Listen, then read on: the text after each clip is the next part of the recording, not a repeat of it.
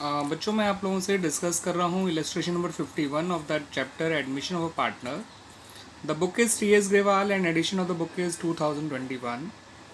देखिए क्वेश्चन कुछ इस तरह से है कि आपको सुभाष और आशा जो हैं दो पार्टनर दे रखे हैं जिनका आपस का प्रॉफिट शेयरिंग रेशियो 3:2 है और उनकी बैलेंस शीट में क्रेडिटर्स हैं, जनरल रिजर्व है, उसके अलावा इन लोगों के capital and current accounts given है। इसका मतलब कैपिटल अकाउंट फिक्स्ड है। एसेट साइड में आपके एसेट साइड में कैश एट बैंक है, डेटर्स है, पुराना प्रोविज़न है एंड उसके अलावा स्टॉक है, इन्वेस्टमेंट है, फिक्स एसेट्स हैं और गुडविल है, पुरानी गुडविल, ध्यान रखिएगा बच्चों। फिर उन्होंने तान्या को पार्टनर बनाया 1 अप्रैल 2021 को इन टर्म्स पे। पहली टर्म्स है प्रोविज़न को 5% मेंटेन करना है डेटर्स पे।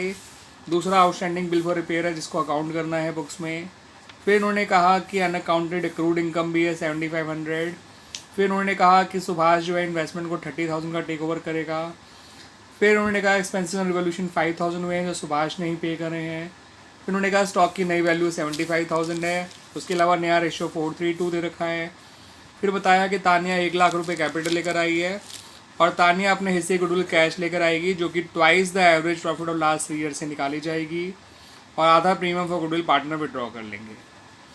आपसे क्वेश्चन में मांगा गया है revolution account, capital account, current account and the balance sheet of the new firm. वो सब तो क्वेश्चन में दे ही रखा है इलस्ट्रेशन के सॉल्यूशन में, बट मैं इस क्वेश्चन को एंट्री वाइज आप लोगों को सिखा रहा हूँ बच्चों। दैट्स वाई देखिए मैंने एंट्रीज बनाई हैं। एंट्रीज जब बनानी हो तो सबसे पहले बच्चों बैलेंस शीट के अंदर जो accumulated profits and losses and reserves और पुरानी गुडविल होती हैं इनको जो है आपको वो करना चाहिए, एंट्रीज पास करनी चाहिए। तो मैंने उसी हिसाब से देखिए बच्चों सबसे पहली एंट्री जो बनाई है वो जनरल रिजर्व बांटने की बनाई है। And since the capital account are fixed तो ये जनरल रिजर्व करंट अकाउंट में ट्रांसफ़र किया जाएगा। उसी तरह से बच्चों ये जो पुरानी गुडविल है उसको भी राइट ऑफ किया जाएगा through the current account of the partners और ये दोनों एंट्रीज ओल्ड रेशियो में बनाई जाएंगी। ठीक है बच्चों, तो उम्मीद है आपको अच्छे से समझ में आया होगा। इतना आगे भी बात करते हैं हम लोग। अब आगे हम बात करेंगे नीचे के पॉइंट्स के बारे में। देखिए बच्चों सबसे पहला पॉइंट तो यही था कि provision for doubtful debt is to be maintained at 5% on debtors. इसका मतलब होता है कि डेटर का प्रोविज़न जो है बैड डेट्स का वो 5% होना चाहिए डेटर्स का। तो डेटर्स का ओरिजिनल अमाउंट आपको दे रखा है 1 लाख, उसका 5% निकालेंगे तो वो 5,000 आता है। इट मीन्स प्रोविज़न होना चाहिए 5,000, लेकिन पुराना बैलेंस शीट में जो दे रखा है प्रोविज़न वो 4,000 है। इसका मतलब आपको प्रोविज़न को 1,000 इंक्रीज़ करना है और प्रोविज़न इंक्रीज़ करने से क्रेडिट होगा और ये नुकसान है और नुकसान रिवोल्यूशन में डेबिट किया जाता है। ये हो गया फर्स्ट पॉइंट की एंट्री। अगला पॉइंट ये था बच्चों कि उन्होंने कहा था कि आउटस्टैंडिंग बिल फॉर रिपेयर है 25,000 जिसको अकाउंट करना है। देखिए आउटस्टैंडिंग रिपेयर्स जो होता है वो हमारे लिए एक लायबिलिटी है और लायबिलिटी बढ़ने से क्रेडिट हुआ करती है, इसलिए आउटस्टैंडिंग रिपेयर अकाउंट तो क्रेडिट हो जाएगा एंड लायबिलिटी का बढ़ना एक नुकसान होता है, इसलिए रिवोल्यूशन अकाउंट डेबिट हो जाएगा बच्चों। ठीक है बच्चों, तो इस तरह से ये पॉइंट हो। अगले पॉइंट में देखिए बच्चों कहा गया कि अक्रूड इंटरेस्ट है 7,500 रुपये का जो अभी तक रिकॉर्ड नहीं करा गया है। तो अक्रूड इंटरेस्ट एक एसेट है, एसेट बढ़ेगी तो डेबिट होती है, you all know it very well. और अक्रूड इंटरेस्ट का बढ़ना यानी एसेट का बढ़ना और एसेट बढ़ने से रिवोल्यूशन क्रेडिट होता है। दैट्स वाई 7,500 से रिवोल्यूशन क्रेडिट हो गया बच्चों।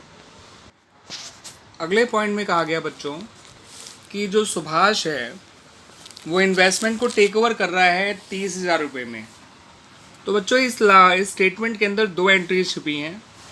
पहली एंट्री तो ये कि इन्वेस्टमेंट की वैल्यू जो पहले दे रखी है बैलेंस शीट में 40,000 उसको वो 30,000 का टेक ओवर कर रहा है। इसका मतलब इन्वेस्टमेंट में 10,000 रुपये की गिरावट आ रही है, नुकसान हो रहा है और एसेट कम होती है तो क्रेडिट हो जाएगी। और क्योंकि कोई IFR तो है नहीं तो इस लॉस को रिवोल्यूशन को ही झेलना पड़ेगा 10,000 रुपये का। तो revaluation account debit to investment account 10,000 और फिर इन्वेस्टमेंट को टेक ओवर करने की एंट्री बनाई गई। क्योंकि कैपिटल अकाउंट फिक्स्ड है तो ये सुभाष के करंट अकाउंट से किया जाएगा। Subhash current account debit to investment account 30,000। तो ध्यान रखिएगा बच्चों, अगर पार्टनर किसी एसेट को टेक ओवर करता है तो एक एंट्री एसेट को टेक ओवर करने की भी बनाई जाती है। अगले पॉइंट में कहा गया बच्चों कि जो रिवोल्यूशन एक्सपेंसेस हुए हैं 5,000 रुपये के उसको सुभाष ने पे किया। देखिए चाहे फर्म पे करे चाहे वो सुभाष पे करे, in any case it is a loss for the business, क्योंकि फर्म के लिए तो खर्चा बढ़ना एक नुकसान की बात है।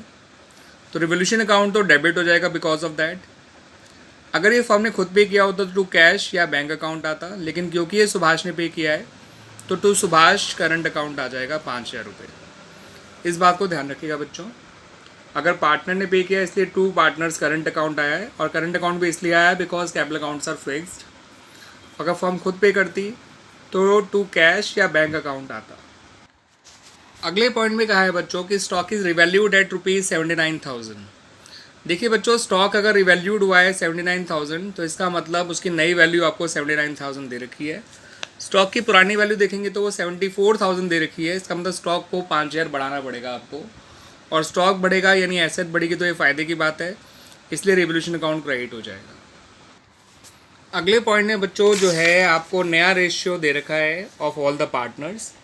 तो ये बात याद रखिएगा बच्चों, जब भी old ratio and new ratio is given to you in the question, you have to find out the sacrifice and then sacrificing ratio.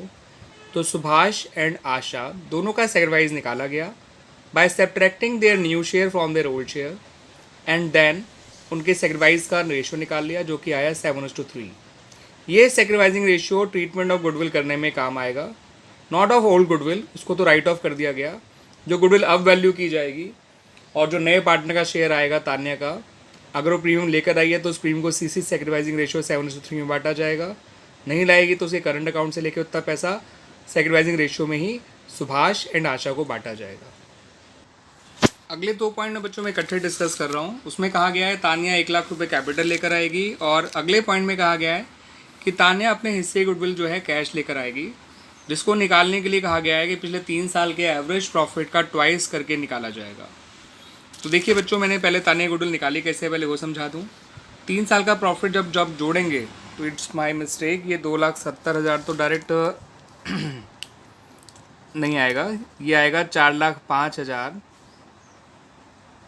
इन सबको आप जोड़ेंगे अपॉन 3 करेंगे तो ये आएगा 1,35,000 इंटू 2, क्योंकि ये कहा गया था ट्वाइस, और 2/9 क्या है, ये उसका शेयर है तान्या का। अब आएगा ये 60,000। ठीक है बच्चों, तो 4,05,000 आएगा। तीनों साल के प्रॉफिट जोड़ेंगे तो अपॉन 3 करेंगे तो 1,35,000 आएगा, इंटू 2 करेंगे तो 270 आ जाएगा, 270 इंटू 2/9 करेंगे तब जाके 60,000 आएगा बच्चों। ठीक है बच्चों, अब रही बात एंट्रीज बनाने की, तो bank account debit to Tanya capital to premium for goodwill account. Tanya जो कैपिटल लेकर आई वो 1 लाख है, प्रीमियम जो लेकर आई वो 60,000 है, और बैंक हो गया 1,60,000। बच्चों फिर देखिए इसमें क्या जो है अगली एंट्री जो हम करेंगे, जो हम ये जानते हैं बच्चों कि जो नया पार्टनर प्रीमियम लेकर आता है वो कभी भी अपने लिए लेके नहीं आता, वो हमेशा सेक्रीफाइसिंग पार्टनर्स के लिए लेके आता है। इसलिए इस प्रीमियम को उनके सेक्रीफाइसिंग रेशियो में बांट दिया जाएगा जो कि 7:3 है।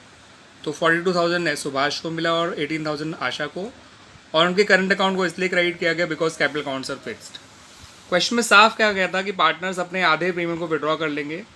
तो जब प्रीमियम विड्रॉ करते हैं तो समझ लीजिए यही एंट्री रिवर्स हो जाती है और पार्टनर डेबिट हो जाते हैं, बस प्रीमियम की जगह बैंक का नाम आता है because they are actually withdrawing the cash amount from the business, that's why cash या बैंक बैलेंस कम हो जाएगा। एंड जब बच्चों सारे पॉइंट्स की एंट्रीज बन जाएंगी तो ध्यान रखिएगा बच्चों, अभी आपने रेवोल्यूशन अकाउंट को क्लोज नहीं किया है। अभी तक आपने रेवोल्यूशन से जुड़ी हुई सारी एंट्रीज बनाई हैं, बट उससे होने वाला ओवरऑल गेन या लॉस हुआ है वो नहीं निकाला है, और उसको पार्टनर में बांटा भी नहीं है।